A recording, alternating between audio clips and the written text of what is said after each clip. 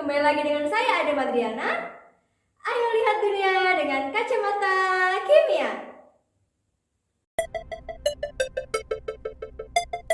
Pada video sebelumnya kita sudah tahu kan kalau senyawa kovalen itu terbagi menjadi dua, yaitu senyawa kovalen polar dan kovalen nonpolar.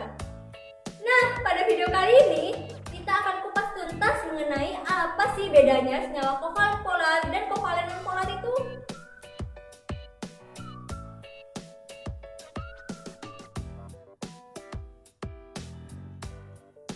Kita sudah kenal di alam ini ada jenis molekul yang diatomik ya. Karena mereka ini berikatan dengan atom yang sama, menyebabkan pasangan elektron yang digunakan bersama itu memiliki jarak yang sama juga antara kedua atom tersebut. Mengapa bisa begitu ya? Jadi, hal ini dikarenakan kedua atom yang berdekatan ini mempunyai gaya tarik inti ke elektron yang sama. Nah, perlu diingat, ikatan ini dinamakan dengan ikatan kovalen nonpolar. Bagaimana jika ikatannya terbentuk dari atom yang berbeda? Otomatis kan gaya tarik elektronnya juga berbeda. Coba kita lihat pada molekul HCl ini.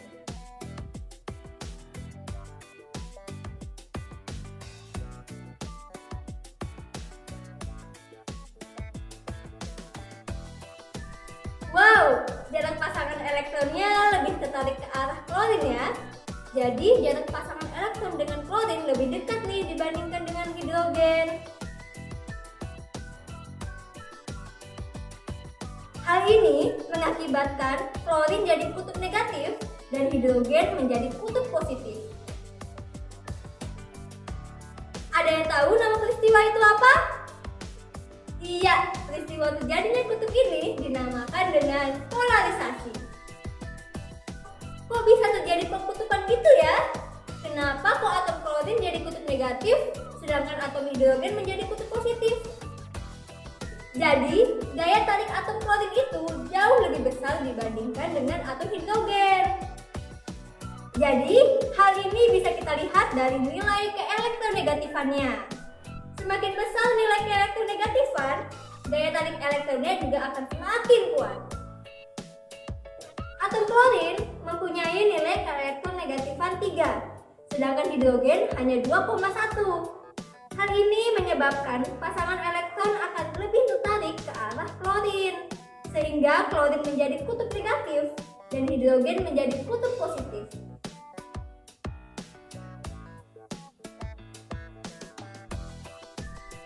Kira-kira kalau terjadi pengkutupan gini, ikatan kovalen apa ya yang terbentuk? Iya, benar sekali. Ikatan kovalen polar. Lalu, apakah kepolaran suatu ikatan itu menentukan polar tidaknya suatu molekul? Jadi jawabannya adalah tidak.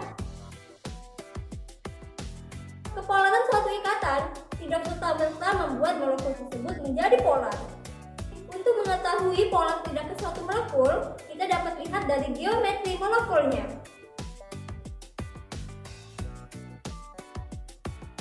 Misalnya, dapat kita lihat pada molekul H2O dan CH4.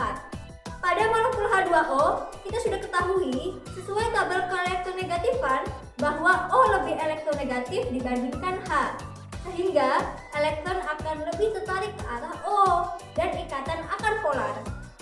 Dari bentuknya kita lihat H2O tidak memiliki bentuk yang simetris dan daya tarik H tidak tersebar merata ke seluruh sisi O.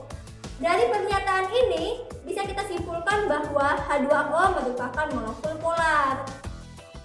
Sedangkan untuk CH4 bisa kita lihat ia juga membentuk ikatan polar karena seperti yang kita tahu C lebih elektronegatif dibandingkan H, sehingga elektron lebih tertarik ke arah C.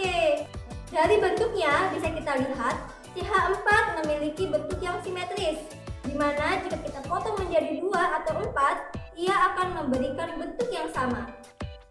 Dan daya tarik H tersebar merata ke segala sisi atom C. Dari pernyataan ini bisa kita simpulkan bahwa CH4 merupakan molekul nonpolar.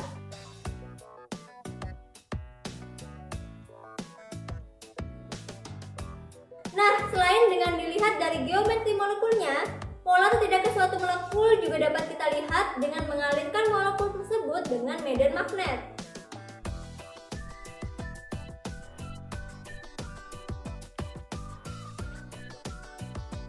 Jika alirannya dibelokkan, berarti ia molekul polar.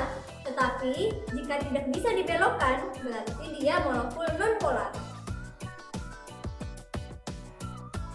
Nah, sudah paham dong ya, senyawa-senyawa yang terbentuk dari ikatan kovalen polar dan kovalen nonpolar. Coba deh kalian analisa, apa sih perbedaan dari senyawa yang terbentuk dari ikatan kovalen polar dan senyawa kovalen nonpolar? Coba kalian jawab dalam waktu 10 detik.